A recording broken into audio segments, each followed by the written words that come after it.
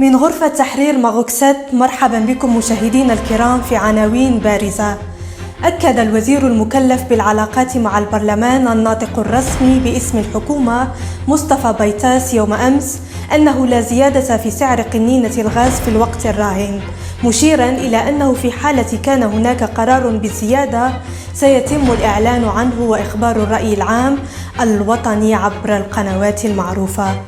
وفي خبر آخر، عبرت رئاسة الأغلبية الحكومية يوم أمس عن تثمينها العالي للحصيلة المرحلية المشرفة جدا للعمل الحكومي خلال نصف الولاية الحكومية، معتبرة أنها حصيلة إيجابية تعكس الوفاء بالالتزامات الواردة في البرنامج الحكومي، والتي يعتزم رئيس الحكومة تقديمها للبرلمان بعد افتتاح دورة أبريل، وذلك بمبادرة منه.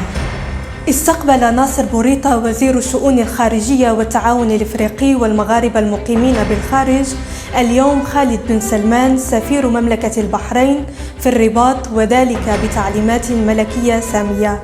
وخلال هذا اللقاء سلم رسالة خطية من عاهل مملكة البحرين إلى جلالة الملك محمد السادس.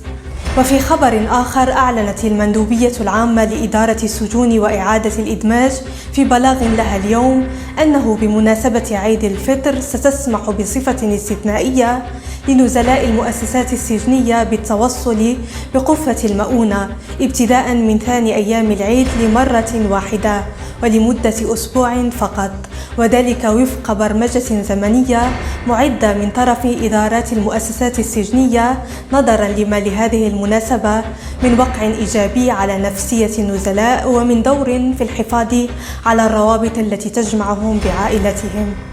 وفي الخبر الرياضي، سيواجه المنتخب المغربي لكرة القدم النسوية نظيره الزامبي مساء اليوم برسم الجولة الرابعة والأخيرة من التصفيات الإفريقية المؤهلة للألعاب الأولمبية بباريس، آملا حسم بطاقة التأهل لهذا المحفل العالمي لأول مرة في تاريخ كرة القدم المغربية والعربية.